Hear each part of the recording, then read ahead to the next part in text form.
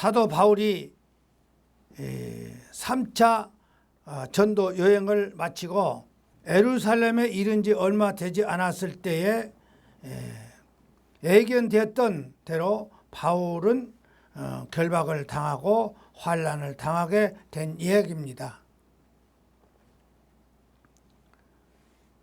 아시아에서 온 유대인들이 선동을 했습니다. 이 사람은 하나님께서 모세를 통하여 우리에게 주신 율법이 폐하여졌다고 외치고 있습니다.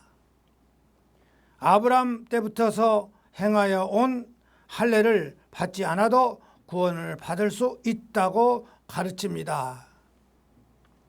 온 땅을 다니며 우리 유대인들이 관습과 율례를 비방하고 있습니다.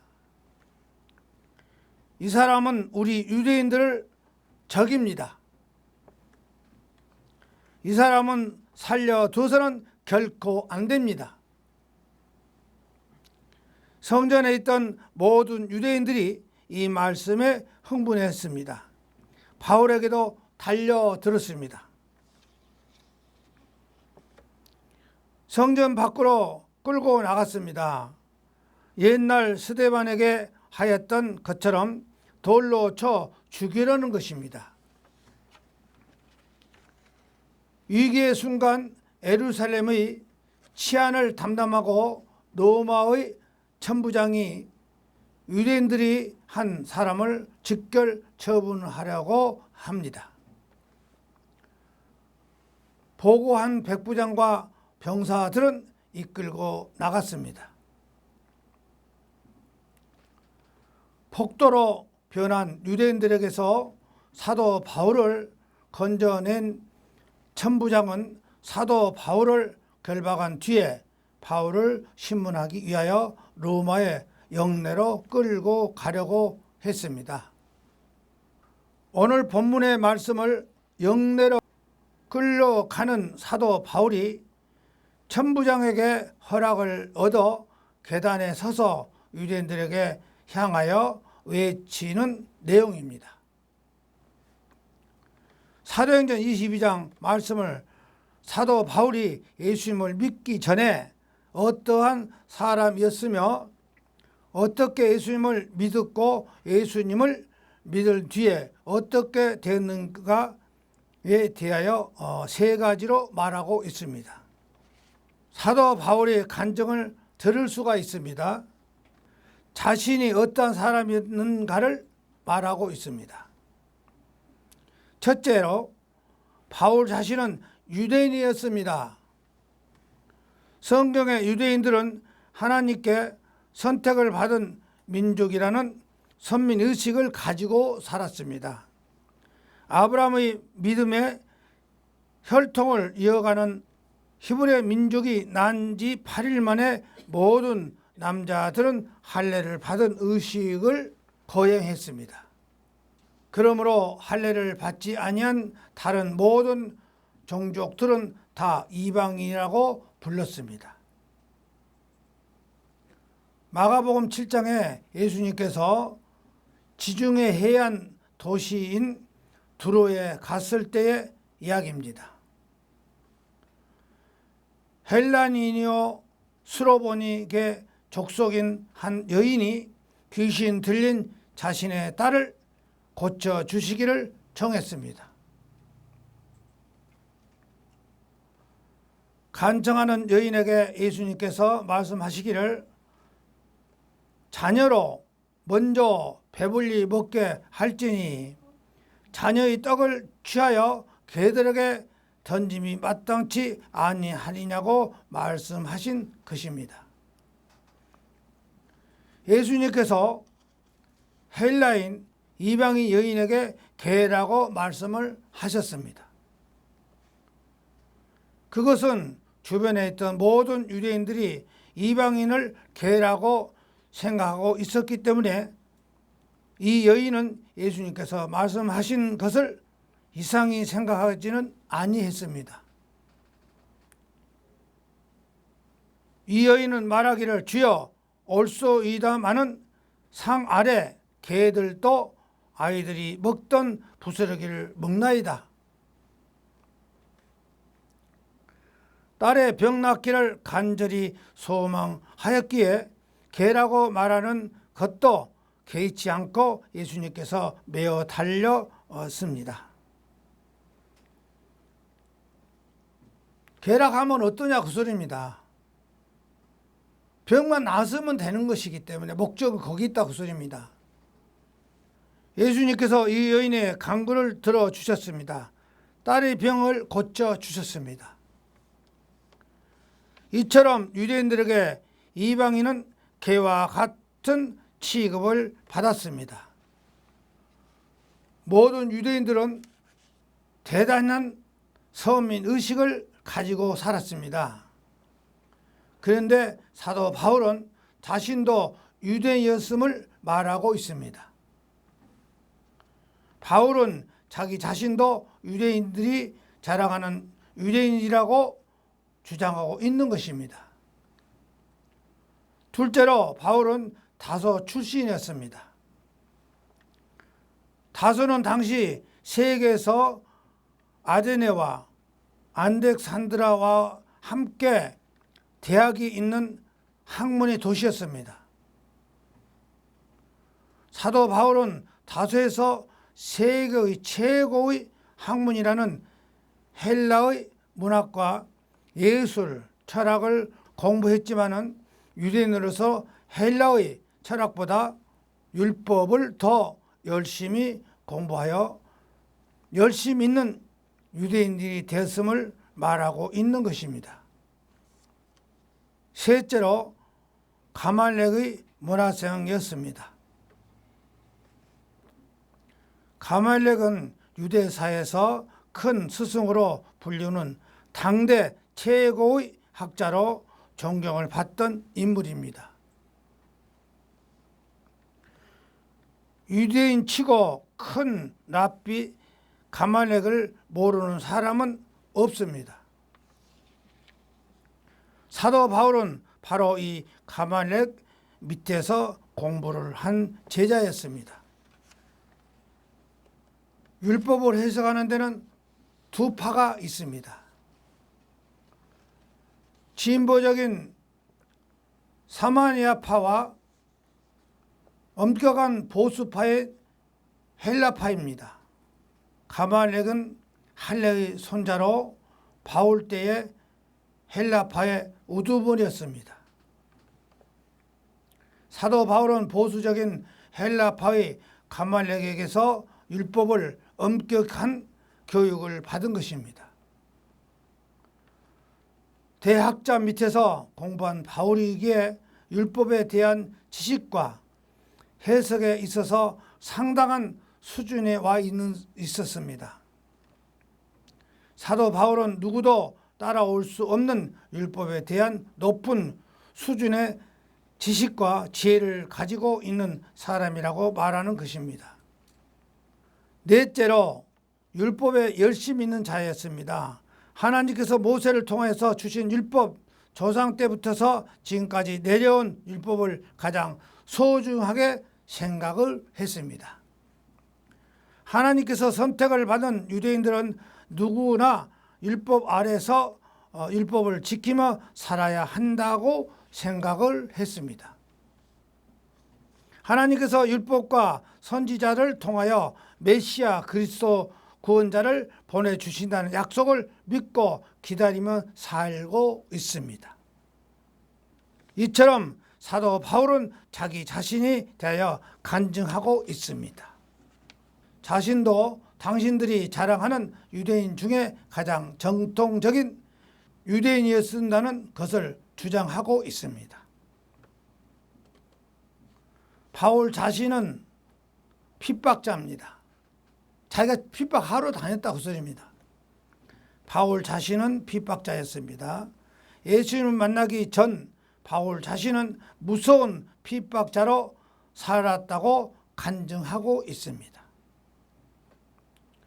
예수님을 믿기 전에는 유대인으로서 율법을 준수하는데 열심을 가진 사울이었습니다. 당시에 유대인 중에 유대인으로 살았던 사울은 예루살렘 거리에 기독교인들이 많아지는 것을 용납할 수가 없었습니다. 갈릴리 시골에서 메시아 그리스도가 오셨다는 것을 말도 되지 아니한다고 생각을 했습니다. 예수라는 이는 결코 유대인들이 기다리고 있는 그리스도 메시아 구원자가 아니라는 것입니다. 그런데 예수를 그리스도로 믿는 사람들의 숫자가 점점 많아지고 있습니다. 당시에 사도 바울 자신은 예수님을 믿는 사람들을, 하나님을 거역하는 사람들, 율법을 대적하는 사람들, 유대의 전통을 해치는 사람들, 예루살렘 성전을 무시하는 사람들이라고 생각하고 바울 자신이 그런 주장을 해왔습니다.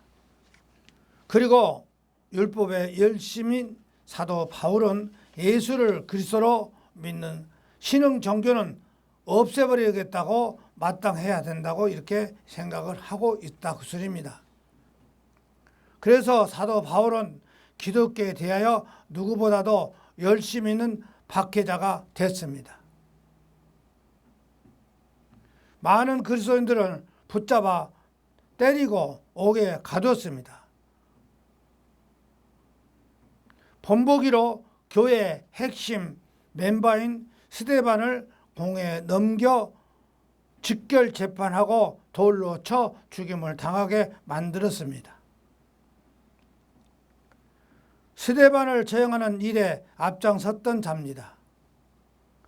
스데반을 향하여 돌을 던진 스데반을 처참하게 죽이는 모습을 보면서 만족스러운 웃음을 지었던 자신이었다는 것입니다. 내가 돌로 쳐준 걸 옆에서 봤다. 재미있게 만족스러웠다. 잘 죽였다. 그러면서 허 하면서 웃었어. 그런 간증을 하고 있습니다. 지금. 사도 바울은 원래 유대인 중에 유대인으로 베냐민 지파요 바리새인이었습니다.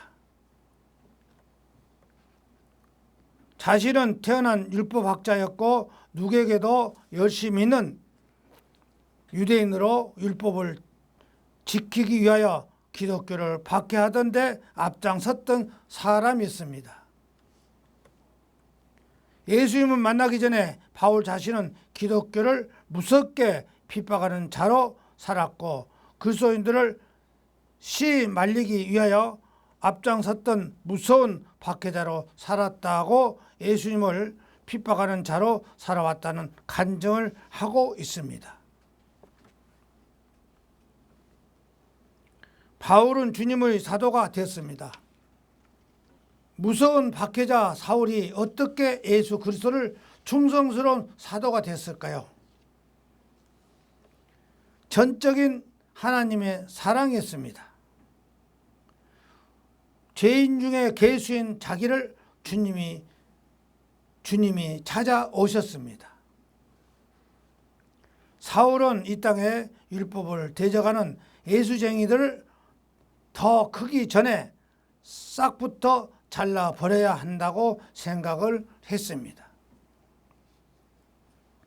그래서 그리스도인들을 모두 없애버리고자 대제사장으로부터서 그리스도인을 모두 체포하라는 임장을 가지고 병사들을 이끌고 이풍당당하게 다메섹을 향하여 가고 있었습니다.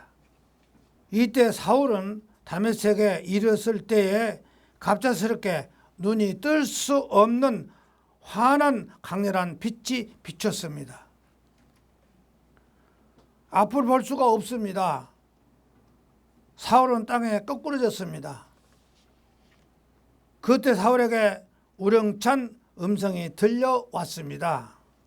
사울아, 사울아, 네가 왜 나를 핍박하느냐? 사울은 말했습니다. 주여, 누구십니까? 거절할 수 없는 큰 음성에 들려왔습니다.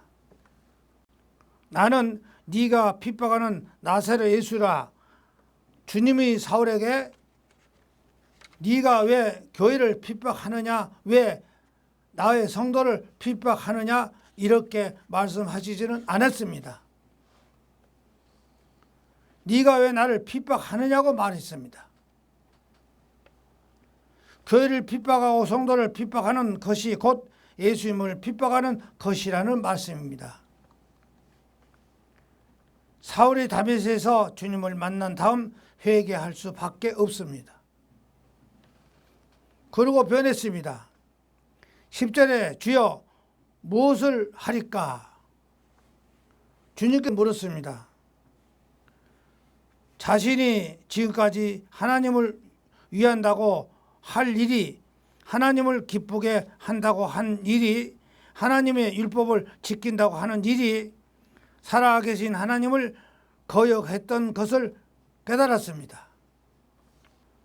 그리스도인들은 열심히 박해하던 사울은 그것이 주님을 핍박한 것임을 알았습니다. 이런 죄인 중에 괴수인 사울은 주님이 찾아오셔서 불러주시는 사랑을 깨닫게 됐습니다. 이런 하나님의 사랑이, 이런 주님의 사랑과 용서에 사울을 무너져 내렸습니다. 주여 무엇을 하리까? 질문할 수밖에 없습니다. 죄인 중에 가장 큰 죄인이지만 용서하시고 품어주시는 하나님을 위하여 무엇인가를 하지 않고서는 견딜 수가 없게 됐습니다. 우리가 신앙생활 하면서 우리 주님한테 말씀을 깨달으면 이유 달지 말아겠습니다. 이유 달지 말고 무엇을 해야 됩니까? 먼저 그걸 알아야 돼요. 내가 교회를 위해서 뭘 해야 됩니까? 뭘 해야 될까? 연구해야 돼요. 이걸 모르고 그러고 교회 뭐 한 거 있으면 다 봉사도 하고, 나는 화장실 청소니까 다른 안 해도 돼? 안 했어요. 그렇게 했습니다. 그러니까 이유 달면 안 돼요. 하면 할수록 자꾸 봉사 정신을 가지고 있어야 돼요. 이런 하나님의 사랑에, 이런 주님의 사랑과 용서에 사울은 무너져 내렸습니다. 주여 무엇을 하리까? 질문을 할 수밖에 없습니다. 죄인 중에 가장 큰 죄인이지만 용서하시고 품어주시는 하나님을 위하여 무엇인가를 하지 않고서는 견딜 수가 없게 되었습니다. 이렇게 하여 사울은 변합니다. 예수님을 믿기 전에 사울이 아닙니다. 예수님을 믿는 후 완전히 다른 사람이 되었습니다. 예수님이 거룩한 성도를 핍박하는 자가 아니라 핍박받는 성도가 됐습니다. 그러니까 예수를 믿음으로써 핍박받는 성도가 되시기 바랍니다. 가장 큰 자랑은 사울이라는 이름을 버리고 주님이 가장 작은 종이라는 의미를 지닌 바울이라고 새 이름으로 바꿨습니다. 이름만 바꾼 것이 아니라 가치관을 변하고 사람이 완전히 바꿔져 되어버렸습니다. 주님을 핍박하는 자가 아니라 주님의 사도가 되어 핍박을 받는 자로 살았습니다. 바울이 된 다음부터 자신은 주님을 위하여 고난을 받는 것을 기쁘게 여기게 됐습니다. 그리스도의 남은 고난을 주님이 몸된 교회를 위하여 바울의 몸으로 채워나가고 있습니다. 현재 당하는 고난을 장차 자신에게 나타날 영광과 좋게 비교할 수 없음을 알고 기쁨으로 주님을 위하여 헌신하는 자가 되었다는 것을 유대인들을 앞에서 간증합니다. 간증할 줄 알아요. 그러니까 헌신한다는 건 나는 점점 주님을 위해서 열심히, 교회를 위해서 열심히 일한다 하고 아주 자신 있게 해야 되는데, 나는 교회 뭐 하니까 난 다른 것은 안 해도 돼. 바울이 그러지 않았잖아요. 현재 당하는 고난을 장차 자신에게 나타날 영광과 좋게 비교할 수 없음을 알고 기쁨으로 주님을 위하여 헌신하는 자가 되었다는 것을 유대인들 앞에서 간증을 합니다. 주님이 제자가 되어 아시아는 뿐만 아니라 유럽과 전 세계에 주님의 복음을 전하는데 목숨을 건 사도가 되었습니다. 지금 사도 바울이 아니었으면 이 복음이 우리까지 들리지 않아요. 전 세계로 나가는 복음을 바울이 했잖아요. 사랑하는 성도 여러분은, 오늘 우리는 사도 바울의 간증을 들었습니다. 예수님을 믿기 전에 사울이 예수님을 만나고 예수님을 믿고 난 후에 완전히 달라진, 온전히 변화된 사도 바울의 삶이 되어 간증을 들었습니다. 그런데 오늘 우리에게도 주님이 찾아오셨습니다. 우리도 예수님을 만났습니다. 우리도 예수님을 구주로 믿으며 그리스도인이 되었습니다. 그런데 그리스도인이 된 나는 어떠한 간증을 할 수 있습니까?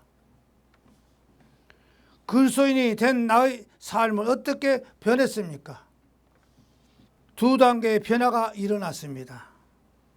예수님을 믿는다는 것은 두 단계의 변화가 일어난 것입니다. 첫 단계는 영적인 변화입니다. 영접하는 자, 곧 그의 아들을 믿는 자들에게 하나님이 자녀가 되는 권세를 주셨으니 하는 말씀처럼 예수님을 믿는 모든 사람들은 죄의 종에서 사단에 속한 자에게 하나님이 자녀로 천국의 시민으로 다시 태어나게 되었습니다. 여러분들이 예수님을 나의 구주로 믿고 영접한다면 하나님 자녀여 천국의 시민이 된 줄로 믿으시기를 바랍니다. 니고데모에게 물과 성령으로 다시 태어나야 하나님의 나라를 볼 수 있다고 주님께서 말씀하셨는데, 우리가 예수님을 믿는 때 물로 죄로 씻음을 받으며 성령께서 우리 속에 역사하셔서 우리로 다시 태어나게 하시는 역사를 이루심을 믿으시기를 바랍니다. 하나님 자녀로 다시 태어난 사람은, 천국의 시민이 된 사람은 하나님 나라의 생명책에 그 이름이 기록된 줄을 믿으시기를 바랍니다. 두 번째 단계는 외적인 변화입니다. 삶의 목표가 바뀌었습니다. 지금까지 썩어질 세상 것을 위하여 달려왔지만 이제는 썩어질 세상 것이 아니라 썩지 아니할 영원한 것을 얻기 위하여 달려갑니다. 삶의 방법이, 태도가 달라집니다. 사람을 기쁘게 하기보다는 하나님을 기쁘게 하는 일이 무엇인가를 생각하는 것보다 정직하고 보다 진실하고 보다 성실한 삶입니다. 나보다 남을 낮게 여깁니다. 이기적인 삶에서 이타적인 삶을 살아가게 됩니다. 교회 덕을 생각하며 덕을 세우기 위하여 힘쓰게 됩니다. 하나님 앞에서 이 세상에 꼭 있어야 하는 사람, 꼭 필요로 하는 사람이 됩니다. 가치관이 변화가 일어납니다. 갈라디아서 5장에서는 이 변화를 삶의 열매로 표현하고 있습니다. 예수님 믿기 전에는 육체의 욕망을 따라 음행과 더러운 것과 호색, 우상숭배와 수술과 원수 맺는 것, 또 분쟁과 시기와 분냄과 당 짓는 것과 불리함과 이단, 투기와 술취함과 방탕의 생활을 열매를 맺었습니다. 그러나 예수님을 믿고 난 뒤에는 성령의 역사하심을 따라 사랑과 희락과 화평과 오래 참음과 자비와 양성과 충성, 온유함과 절제의 열매를 맺습니다. 육을 따라 살면 더러운 열매를 맺고 성령에 따라 살면 이런 아름답고 귀한 삶의 열매를 맺게 됩니다. 갈라디아서 5장 23절에 이 같은 것을 금할 법이 없다고 하셨습니다. 당연히 이러한 열매를 맺게 되어 있다는 말씀입니다. 그런데 우리는 마땅히 옛 생활에 변하여 아름다운 열매 맺는 생활을 하여야 하는데 변화가 없으면 열매를 맺지 못하는 경우가 많이 있습니다. 이스라엘 백성들이 애굽에서 종살이 하다가 종이 사슬을 끊고 홍해 바다를 건너므로 완전히 애굽의 손에서 벗어난 자유인이 되었다고 하나님이 자녀가 되었습니다. 애굽에서 나왔으면 이제는 하나님께서 주시기로 약속하신 가나안 땅을 향하여 전진해야 합니다. 믿음으로 달려가야 합니다. 소망을 붙잡고 달려가야 합니다. 그런데 이스라엘은 애굽 생활을 끊지 못하고 애굽에서 만들었던 금송아지를 다시 만들고 애굽에서 먹던 고기 가마를 생각하고 차라리 애굽으로 돌아가고자 했습니다. 애굽을 나온 이스라엘 백성들은 애굽의 모든 생활과 습관을 끊어버리고 하나님 말씀을 따라 새로운 삶을 살아가야 했습니다. 오늘 우리도 마찬가지입니다. 이제는 예수님을 믿기 전에 죄에 복종하고 죄를 따라 사는 삶을 청산하고 말씀 안에서 성령의 인도하심을 따라 하나님이 기뻐하시고 온전하신 뜻을 따라 아름다운 삶을 열매를 맺는 삶을 살아야 하는 것입니다. 사랑하는 성도 여러분은 다메섹에서 사울을 선택하셨듯이 예수님께서 우리를 택하시고 우리를 부르시고 우리에게도 찾아오셨습니다. 우리가 비록 더럽고 추한 죄 가운데서 살고 있었지만 주님이 우리의 모든 죄를 용서하여 주시고 하나님의 자녀로 천국의 시민으로 삼아 주셨습니다. 이렇게 큰 은혜를 입은 것은 깨달았으면 우리는 바울처럼 주여 무엇을 하리까 묻지 않을 수가 없습니다. 깨달았으면 나는 주님한테 내가 교회를 위해서 뭘 하겠습니까? 하고 물어봐야 돼요. 당연히 나 교회 할 일이 많구나. 이제는 내가 그전에는 예수 믿는 그리스도 믿는 사람들 핍박했는데 지금은 할 일이 많네. 주님 뭐를 해줄까요? 뭘 할까요? 왜 나를 이렇게 합니까? 안 했어요. 바울이 왜 나를 이렇게 하십니까? 하고 하지를 묻지를 않았어요. 그냥 뭘 하면 좋겠어요? 뭘 하면 좋겠어요? 교회를 위해서 뭘 했었겠냐고. 이렇게 큰 은혜를 입은 것은 깨달아 있으면 우리는 바울처럼 주여 무엇을 하리까 묻지 않을 수가 없습니다. 우리가 깨달았으면 여지껏 신앙생활하면서 이걸 은혜를 깨달았으면 말씀의 은혜를 깨달아야 돼요.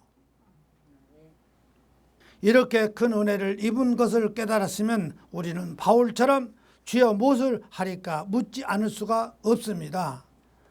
더럽고 추한 모든 죄를 다 용서하셨으면 우리를 하나님 자녀로 삼으신 주님을 위하여 어떻게 살아야 하겠습니까? 우리를 영원한 지옥의 형벌과 저주에서 건져주셔서 영원한 영광의 나라를 허락하신 주님을 위하여 어떻게 살아야 하겠습니까? 세리 사교는 예수님을 만난 다음 놀라운 변화를 받았습니다. 주님의 큰 사랑을 받은 사교의 삶에 바꿔졌습니다. 부당하게 거둬들인 세금을 4배로 갚으며 재산을 절반을 떼어 가난한 사람들에게 나눠주기도 했습니다. 남는 것을 토색하는 자에게 남을 도와주는 사람으로 변화하는 것입니다. 이제 주님이 기뻐하시는 일을 하겠습니다. 다짐한 것입니다. 변화된 것입니다. 사마라 우물가의 여인도 주님을 만났습니다. 예수님을 만난 이 여인도 변화됐습니다. 부끄러운 한낮에 물을 길러왔던 여인이 동네방네 다니면서 내가 메시아를 만났다고 외치는 전도 부인이 되었습니다. 예수님을 진정으로 만난 사람은 다 변화가 됩니다. 슬픔과 단식 속에 살던 사람이 희망을 갖습니다. 샘 솟는 기쁨을 얻습니다. 남을 위해서 삽니다. 교회를 사랑합니다. 하나님이 기뻐하시는 일이라면 기꺼이 합니다. 시간과 물질을 기꺼이 주님께 드립니다. 삶의 목표가 변합니다. 삶의 가치감이 달라집니다. 삶의 태도가 방법이 변합니다. 노예 상인이 변하여 선교사가 된 일입니다. 깡패가 변하여 목사가 된 일입니다. 하나님이 없다고 외치던 자가 하나님 위하여서 자기 목숨을 내놓기도 했습니다. 사랑하는 성도 여러분은 나는 무슨 간증을 할 수가 있습니까? 여러분은 무슨 간증을 할 수 있습니까? 예수를 믿기 전과 믿는 후에 무엇이 달라졌습니까? 예수를 믿기 전에 나를 알던 사람들이 예수님을 믿는 나를 보고 무엇이라고 말하고 있습니까?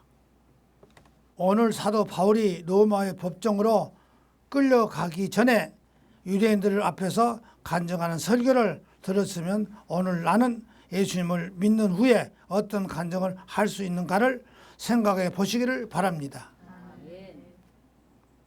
예수님을 믿는 후에 나는 주님의 제자가 됐다고 간증할 수 있다고 하겠습니다.